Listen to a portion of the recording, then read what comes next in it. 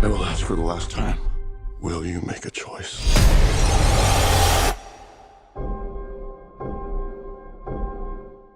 Imagine this. You're on vacation with your family, and Dave Bautista, carrying a bunch of brutal weapons he says he made himself, tells you that to stop the end of the world from happening, you or someone in your family has to die. To make the choice even harder, suicide isn't an option. Someone literally has to be killed.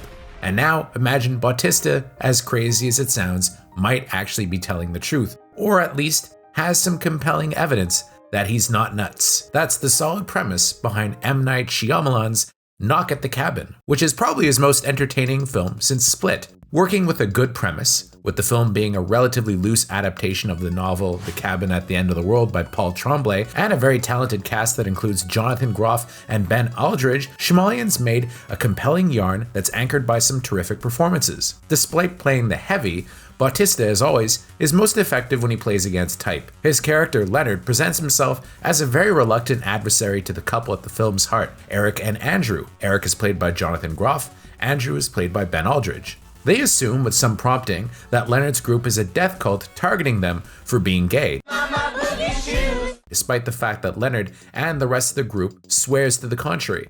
The fact that Bautista plays his role with such reluctance and empathy makes him effective, as Bautista is really never at his best when he's playing a heavy. Think of how memorable he was in Blade Runner 2049 and Guardians of the Galaxy, and compare that to his henchman part in Spectre. Which one do you remember him more for? The more material and weight Bautista has to chew on, the better he is, and Shyamalan uses him well. He's ably supported by the rest of his crew, all of whom get some grace notes to play, establishing them all as more than just lunatics. But the film's heart comes from the family being threatened, with Jonathan Groff and Ben Aldridge being the two fathers of an adorable young girl named Gwen, who's played by Kristen Cui. Groff and Aldridge are playing a couple that's almost star-crossed in their love for each other, but they also put their daughter's safety above both of their own. Much, of course, will be made of the fact that Groff and Aldridge are playing a gay couple, and this is used to give them a certain distrust in human nature, with one of them, the more impulsive, angry Andrew, played by Aldridge, having been a victim of homophobic violence, and he's now quick to defend himself in turn with violence if it's merited. By contrast, Groff, who I'm sure you'll recognize from Mindhunters and the latest Matrix movie, is the gentler Eric. Note that I said gentle and not wimpy, as he's anything but. As opposed to the cynical Andrew, he begins to waver a little bit over whether or not their attackers are telling the truth, and this kind of keeps you on the edge of the seat, because you never really know what's going to happen from one scene to another. The chemistry between the two is spot on, and Cui, as their daughter Wen, is believable, but not in an overly precocious way. It's one of the better child performances that I've seen in a bit, but let's remember that Shyamalan, as he proved definitively in The Sixth Sense, knows how to direct kids. Of course, Harry Potter fans will also get a kick out of seeing Rupert Grint in a small but powerful part. He's really becoming quite an actor and growing into his own. As always, Shyamalan's craft is in full effect here, with him using flashbacks and other devices to open the premise up beyond just the cabin, which would have been a little bit dull.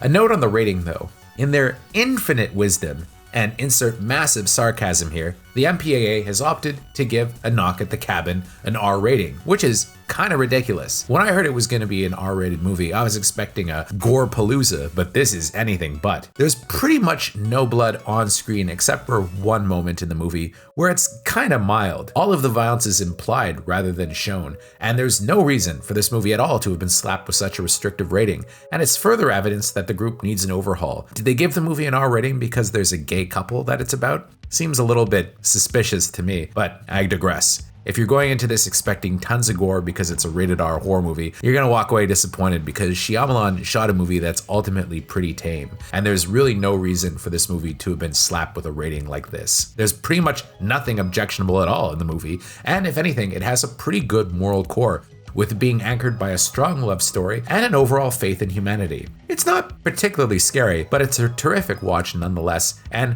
one of Shyamalan's best movies in a while. I give it a very strong 8 out of 10 and highly recommend going to see this one in theaters, because it's kind of a fun movie to watch with a crowd. That said, on the ride home, if you're with your family and people are saying, which one of us would you kill if you had to save the world? Get ready for some uncomfortable conversations. But hey, I digress. The movie is terrifically entertaining, and I highly recommend it. Check it out.